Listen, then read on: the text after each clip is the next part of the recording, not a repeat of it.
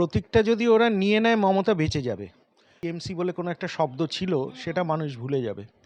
বাংলায় এখন বুলডোজার কাম underwear model চালু হয়ে গেছে। তো আন্ডারওয়্যারে কোমরে দড়ি বেঁধে নিয়ে যাচ্ছে। অত্যন্ত তৃপ্তি লাগছে দেখতে যে এইসব করাপ্টেড লোকজন যারা এতদিন অত্যাচার করেছে তাদেরকে এই আন্ডারওয়্যার মডেলে নিয়েছে। আজকে শুধু মমতা নয়, যে কোনো পৃথিবীতে যে কোনো জায়গায় হিটলারের সময়ও তাই হয়েছে। হিটলার যখনই উইক হতে শুরু করেছে, তার যারা ক্লোজেস্ট লোক ছিল তারা তাকে ছেড়ে চলে যায় প্রথমে। সাদ্দাম হোসেনের সময়ও তাই হয়েছে।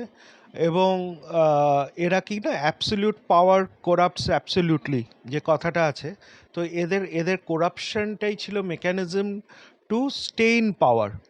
আজকে সেই করাপশনের যে ভিতটা যখন বিজেপি এসে নড়িয়ে দিল, তাদের বাড়িটা তাসের ঘরের মতন পড়ে গেল। জাস্ট পাবলিক সিম্প্যাথি নিয়ে দলটাকে দাঁড় করানোর চেষ্টা, এটা একটা বৃথা চেষ্টা। কারণ নাহলে লোকে কি বলবে যে ভাইপো যে সর্বভারতীয় কি সম্পাদক,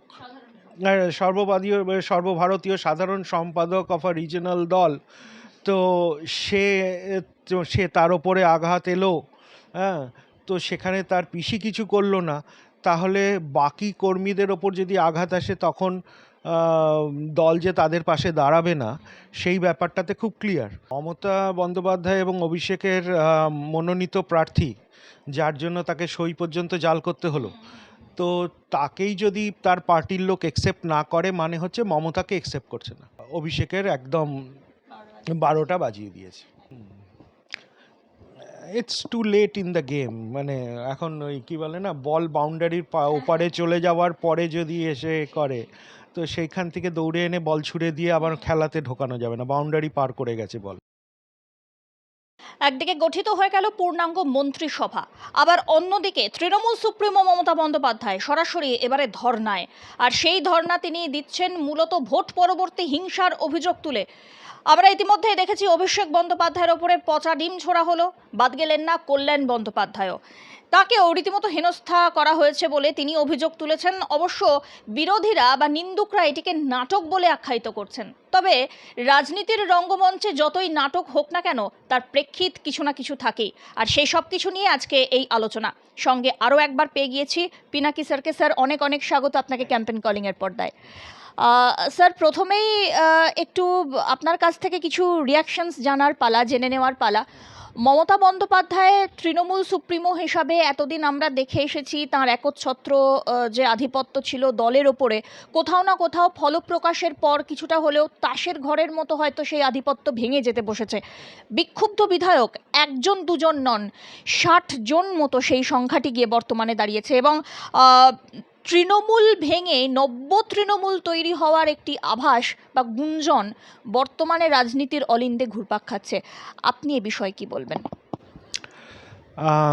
দেখো, যে যখনই মমতা বন্দ্যোপাধ্যায়ের মতন নেত্রী তৈরি হয়, যারা গ্রাসরুট থেকে, অপোজিশন থেকে যাদের জন্ম, এবং তারা একটা ফাইটের থ্রু দিয়ে যায়, তারা অত্যন্ত স্বৈরাচারী একটা ব্যবস্থা তৈরি করে, একটা অটোক্রেটিক ব্যবস্থা তৈরি করে।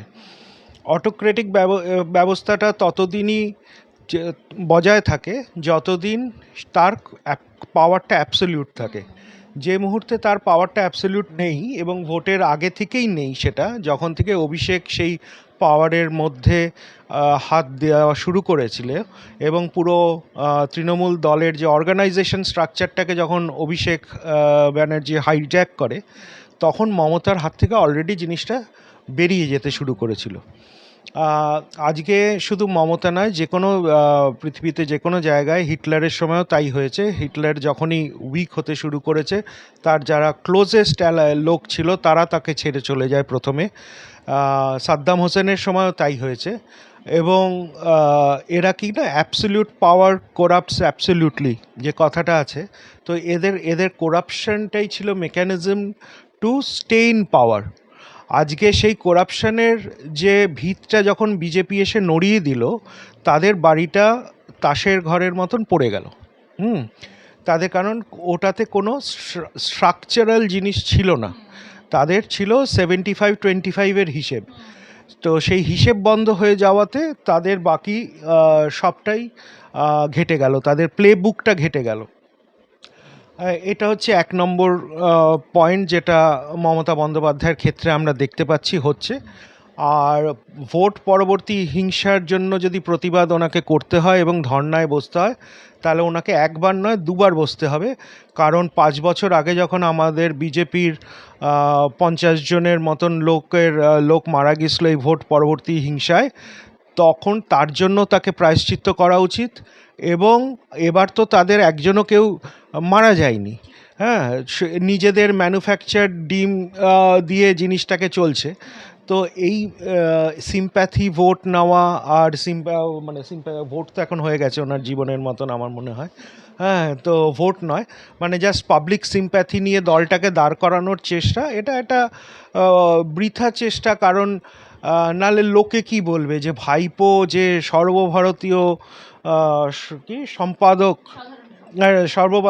সর্বভারতীয় সাধারণ সম্পাদক অফ আ রিজনাল দল, তো সে সে তার ওপরে আঘাত এলো, হ্যাঁ, তো সেখানে তার পিসি কিছু করলো না, তাহলে বাকি কর্মীদের ওপর যদি আঘাত আসে তখন দল যে তাদের পাশে দাঁড়াবে না সেই ব্যাপারটাতে খুব ক্লিয়ার। সেই জন্য তড়িঘড়ি তার বিভিন্ন হসপিটালে দৌড়ে যাওয়া এবং তার আগে যে মিটিংটা হয়েছিল, যেটা আমি যতদূর জানি যে সেখানে এই ডিসিশনগুলো অলরেডি হয়েছিল যে এবার যদি আগামী দিনে অভিষেককে যদি পোর্ট্রে করতে হয় রিপ্লেসমেন্ট অফ মমতা, তাহলে তার এগেনস্টে যেটা সবচেয়ে বড় অ্যালিগেশন যে সে কোনো সংঘর্ষের মাধ্যমে বা কোনো প্রোটেস্টের মাধ্যমে উঠে আসেনি, সে গ্রাউন্ড লেভেল পলিটিক্স জানে না। তো সেইখানে তাকে গ্রাউন্ড লেভেল পলিটিক্সের কী বলে না, পলিটিক্সে দীক্ষিত করার জন্য বা প্রোটেস্ট পলিটিক্সের দীক্ষিত করার জন্য তাকে ওখানে পাঠানো হয়েছিল, প্রথমে বেলেঘাটা, তারপরে সোনারপুর। তো সেই দীক্ষাতে সে মানে স্টুডেন্ট এতই খারাপ যে এটাও নিতে পারেনি, এটাতেও সে প্রচুর ভুল ত্রুটি রেখে দিয়েছে, নিজের জামা নিজে ছুটছে। আর আমি লিখেছিলাম এক জায়গায় যে ডিজে মানে ডিম আর জুতো, ডিম আর জুতো। তো ওনার প্রেডিকশন ঠিক আছে, ডিজেই বাজছে, ডিম আর জুতোর কম্বিনেশনে বাজছে ব্যাপারটা। আর এটা তো খুব ক্লিয়ার যে এখানে তৃণমূলের লোকই জড়িত।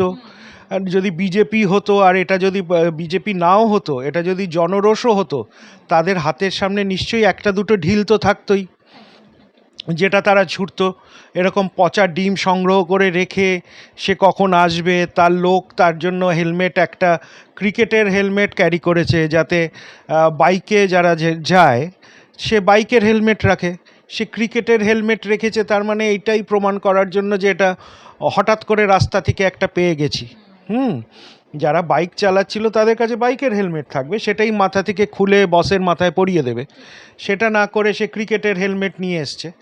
তো এইগুলো সবই পরিকল্পিত। তারপরে গিয়ে সে ইন্টারভিউ দিল বা প্রেসের সাথে কথা বলল, যার জন্য গেল সে একটা নামী কী বলে সমাজবিরোধী একটা মানুষ, নেশা করে সে তার কী বলে সেরিব্রাল অ্যাট্যাক হয়েছিল বলে তার প্রতিবেশীরা ক্লেম করছে।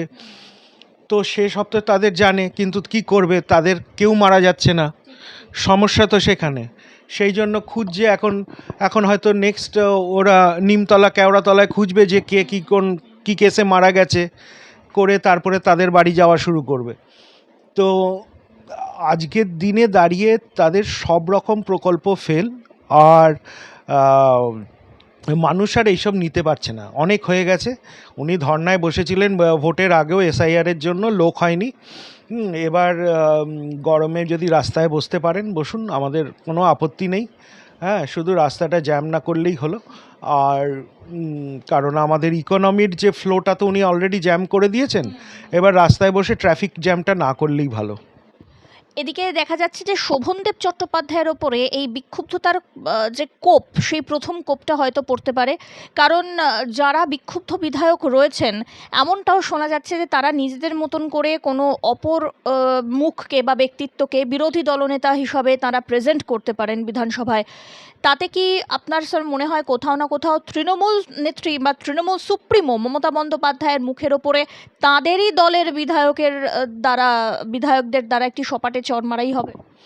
না, মানে মমতা বন্দ্যোপাধ্যায় এবং অভিষেকের মনোনীত প্রার্থী, যার জন্য তাকে সই পর্যন্ত জাল করতে হলো, তো তাকেই যদি তার পার্টির লোক একসেপ্ট না করে, মানে হচ্ছে মমতাকে একসেপ্ট করছে না।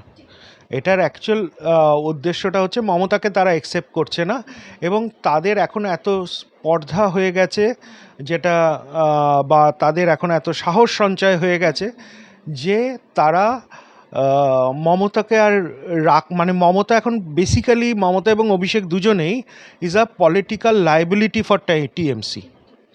কিন্তু টিএমসি পার্টি যেহেতু এই দুটো লোককে ছাড়া হবে না, সেই জন্য একটা অল্টারনেটিভ অ্যাভিনিউ খোলার শোভনদেব চট্টোপাধ্যায়ের ওপর আমার মনে হয় না পার্সোনালি কারোর কোনো সমস্যা আছে, রাদার দ্যান মমতার মানে এগেনস্টে দাঁড়ানোটাই হচ্ছে মেন উদ্দেশ্য।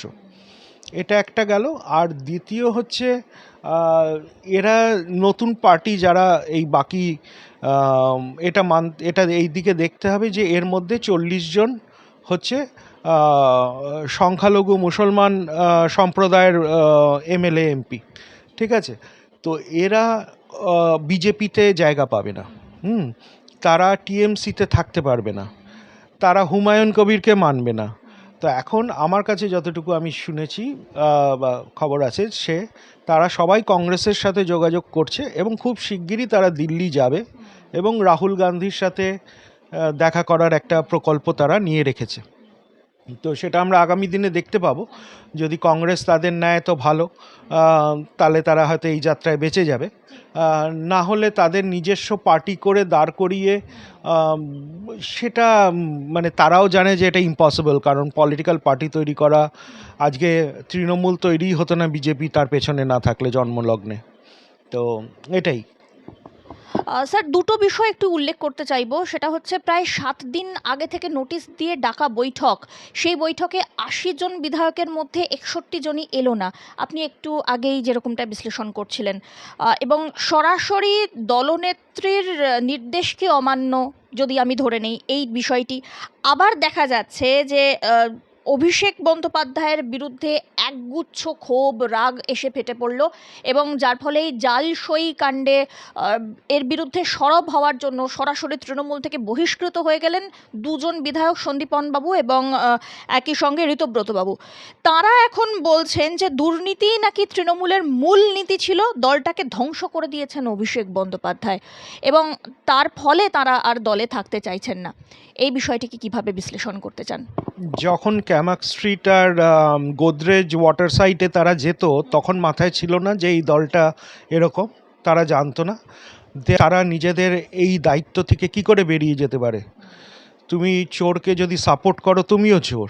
তুমি যদি টাকা নাও নিয়ে থাকো তুমি নিজেও চোর। আমাকে কেউ চোর চোর বলে বলেনি, যেটা ঋতব্রতর আমি একটা ইন্টারভিউতে শুনছিলাম, তাতে কিছু এসে যায় না। তোমাকে পার্সোনালি যদি চোর বলে নাও বলে থাকে, তুমি চোরের দলে যদি নিজে বুঝো যে জেনেছিলে, এই নয় যে এটা তোমার কাছে হঠাৎ করে কোনো একটা স্ক্যাম উদ্ঘটিত হয়েছে তারপরে জানতে পেরেছো যে এরা এরা এরা করাপ্ট, তুমি এগুলো আগে জানতে, তারপরে তুমি এতদিন সুযোগ নেওয়ার জন্য অপেক্ষা করেছিলে। এই অপরচুনিজম তো চলতে পারে না। হ্যাঁ, তবে এই অপরচুনিজম করতে গিয়ে যেটা করেছে, তারা ওই পুলিশ কমপ্লেনটা হেয়ার স্ট্রিট থানায় করে অভিষেকের একদম 12টা বাজিয়ে দিয়েছে। স্যার, আবার এদিকে দেখা যাচ্ছে যে মানে সূত্র মারফত খবর এরকমটাই যে যারা বিক্ষুব্ধ বিধায়করা আছেন তারা সরাসরি হয়তো তৃণমূলের এই প্রতীকটি দাবি করতে পারেন, এবং তারা আলাদা করে কোনো কিছু করার জন্য, আপনি একটু আগেই যেরকমটি বিশ্লেষণ করছিলেন, হয়তো তারা করার দিকে এগোতে পারেন। তাহলে কি এবারে মানে যেরকম একটি প্রবাদ বাক্য আছে না, আমও গেল ছালাও গেল, ঠিক সেই রকমভাবে তৃণমূল সুপ্রিমো মমতা বন্দ্যোপাধ্যায়ের হাত থেকে কি এবার প্রতীক চিহ্নটাও কি যেতে বসেছে? প্রতীকটা যদি ওরা নিয়ে নেয়, মমতা বেঁচে যাবে, কারণ ওই প্রতীকটাও একটা লাইবিলিটি। কারণ ওই প্রতীক দেখলে পরের বার লোকেরা ভোট দেবে না। হ্যাঁ, তো প্রতীকটা যত তাড়াতাড়ি, আমার মনে হয় না ওই বাকি 60 জন এই প্রতীক নিয়ে লাফালাফি করবে। হ্যাঁ, তো কারণ এখন তো প্রতীকটাও জানা গেল যে তার ওনার নিজস্ব আঁকা নয়, অন্য একজনের করা। তো এই প্রতীকটার কোনো ভ্যালু নেই, বেসিক্যালি যে পার্টির কোনো ভ্যালু নেই। আমি আপনাদের মানে তোমাদের এখানে আগেও বলেছিলাম যে 1 মাস সময় লাগবে তৃণমূলকে গটিয়ে যেতে। হ্যাঁ, আজকে কত মেবি 25-26 দিন হয়েছে। হ্যাঁ, যাই হোক কতদিন, হ্যাঁ 3 সপ্তাহের মতন হয়েছে। তো দে আর অলরেডি র্যাপিং আপ। হ্যাঁ, এর পরের বার মানে এটা বাই দুর্গাপুজো টিএমসি বলে কোনো একটা শব্দ ছিল, সেটা মানুষ ভুলে যাবে। তবে তিনি তো তার হার এখনো পর্যন্ত মেনে নিতে একদমই চাইছেন না। তিনি বলছেন যে টার্গেট করে বাংলাকে হারানো হয়েছে। এর আগে তিনি বলেছিলেন যে 220 থেকে 30টি আসন আমি জিততে পারতাম, ইচ্ছা করে হারানো হয়েছে। এখন তিনি বলছেন প্রায় 177টি আসনে রিগিং করা হয়েছে এবং রিগ করেছেন শুভেন্দু অধিকারী এবং তার দলবল। It's too late in the game. মানে এখন ওই কী বলে না, বল বাউন্ডারির ওপারে চলে যাওয়ার পরে যদি এসে করে, তো সেইখান থেকে দৌড়ে এনে বল ছুড়ে দিয়ে আবার খেলাতে ঢোকানো যাবে না, বাউন্ডারি পার করে গেছে বল। তো বাউন্ডারির বাইরে গিয়ে ক্যাচ ধরতে চাইছে, তো সেটা কোনো ভ্যালু নেই আর কি। তো ওনার এই যে রিগিং, এই মানে কিছু তো বলতে হবে, পলিটিক্যালি রেলিভেন্ট থাকতে গেলে কিছু তো বলতে হবে। আর সব কিছুই মাথায় রাখতে হবে যে তার কিন্তু তৃণমূলের কি হলো বা অন্য কি হলো সেই নিয়ে সেও খুব একটা বদার নয়। তার মেন কনসার্নের জায়গাটা হচ্ছে গিয়ে অভিষেক বন্দ্যোপাধ্যায়ের গ্রেফতারি, যেটা একদম তার দোরগোড়ায় সিআইডি এসে গেছে। তো সেখান থেকে তো বেরোতে পারবে না। মানে সে নিজেও জানে যে একটাতে তাকে ঢোকানো হবে, তারপর একের পর এক ফাইল খুলবে, পুরনো ফাইল খুলবে, কয়লা থেকে আরম্ভ করে সব কিছু যে ওয়ান ওয়ে ঢুকবে, সেটা মমতা বন্দ্যোপাধ্যায় বুঝতে পেরেছে। তো সেই জন্য আগে অভিষেককে মানে ওই ডুবে যাওয়া জাহাজ থেকে স্যালভেজ করার একটা ব্যাপার থাকে না, যে যেটুকু স্যালভেজ করতে পারি, তো সেরকমভাবে অভিষেককে স্যালভেজ করার চেষ্টা করছে। বাট বললাম একটা পাপের একটা ঘড়া ভরে গেলে সেটা তো আর সেটার প্রায়শ্চিত্ত করতেই হয়, তো তাদেরও প্রায়শ্চিত্তের থ্রু দিয়ে যেতে হবে। স্যার, এবার একটু বর্তমান সরকারের প্রসঙ্গে আসি। মাত্র 3 সপ্তাহ হয়েছে হিসাব মতো যদি দেখতে চাই, তাহলে এই 3 সপ্তাহের মধ্যে একের পর এক অ্যাকশন মোমেন্টে দেখা গিয়েছে বর্তমান রাজ্য সরকার সবে গঠিত হলো পূর্ণাঙ্গ মন্ত্রিসভা। এর আগে একটি আংশিক মন্ত্রিসভা কয়েকজনকে নিয়ে, মাত্র 5 জন মন্ত্রীকে নিয়ে কাজ চলছিল। কিন্তু সঙ্গে সঙ্গে আমরা মানে একই সঙ্গে দেখতে পেলাম যে এই যে বিভিন্ন রকম রেলের যে সমস্ত জায়গাগুলি, সেই জায়গাগুলিতে অবৈধভাবে এতদিন ধরে দখলদারি, মানে বছরের পর বছর ধরে যারা নিয়ে রেখেছিলেন তাদেরকে সরিয়ে দেওয়া হলো। অন্নপূর্ণা ভাণ্ডার নিয়ে অনেক কথা উঠছে, তো অন্নপূর্ণা ভাণ্ডার নিয়ে সরাসরি মুখ্যমন্ত্রী বলেছেন, শুভেন্দু অধিকারী বলেছেন যে এবার একটুখানি আমাদের অন্তত একটু সাফাই করতে দিন। এতদিন ধরে তো অনেক ইল্লিগালি মানে লক্ষ্মীর ভাণ্ডারের তারা সুযোগ সুবিধা পেয়ে এসেছেন। কিংবা আবার দেখলাম অগ্নিমিত্রা পল, তিনি বললেন যে বাংলার মহিলাদের নিরাপত্তার দায়িত্ব বাংলার প্রশাসনের। বাংলার মা বোনেরা যতক্ষণ ইচ্ছা বাইরে থাকবেন, যা খুশি তাই পরবেন, যা খুশি তাই খাবেন। এই গোটা যে নতুন সরকার আসার পরেই এই প্রত্যেকটি বিষয়কে কিভাবে অ্যানালাইসিস করতে চাইবেন?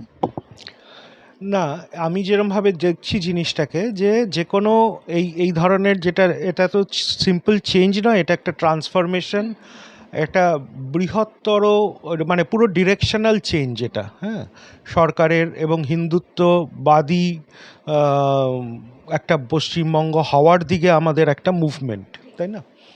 তো সেইখানে দাঁড়িয়ে 3টে ফেজে একটা জিনিস হয়। একটা হচ্ছে, ফার্স্ট ফেজ হচ্ছে হাইজিন, সেকেন্ড হচ্ছে হেলথ, আর থার্ড হচ্ছে অনার। তো এই 3টে এইচের ওপরে ভিত্তি করে আমি জিনিসটাকে দেখছি।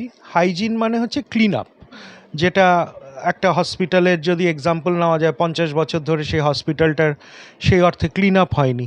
তো এবার তো প্রথমে তো আগে ক্লিনিং প্রসেসটাকে স্টার্ট করতে হবে। এই যে বিভিন্ন লোককে অ্যারেস্ট হচ্ছে, করাপ্টেড লোক, তাদের যোগীজি যেরকম বুলডোজার মডেল চালু করেছে, বাংলায় এখন বুলডোজার কাম আন্ডারওয়্যার মডেল চালু হয়ে গেছে।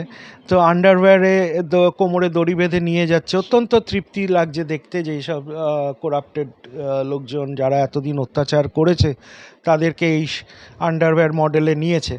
তো এবার আমাদের এই ক্লিন আপ প্রসেসটা আমার মনে হয় খুব দরকার প্রথমে, কারণ যে কোনো জায়গায় একটা পুজোর বেদি তৈরি করতে গেলে আগে আগে আপনার তোমার পরিষ্কার করে নিতে হয়, তারপরে বেদিটা বানাতে হয়। তো এইবার পুজো অবধি আমার মনে হয় এই ক্লিন আপ প্রসেসটা লাগবে, এতদিনকার জমানো ময়লা তো তো এটা তোমার ৩-৪ মাস সময় লাগবে।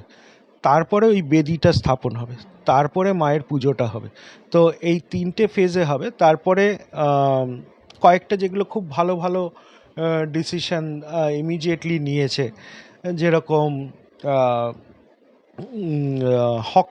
হকারের ব্যাপারটাতে আমি এখন খুব এতে উচ্ছ্বসিত হয়ে বলতে চাই না। তার একটাই কারণ, তাদের পুনর্বাসনের ব্যবস্থাটাও প্যারালালি একটা ব্যবস্থা করা উচিত। আমি জানি তাদের অনেক দিন ধরে নোটিশ দিয়েছে এবং তারা যে সবাই অত্যন্ত নিরীহ এলিমেন্ট তারা তো নয়।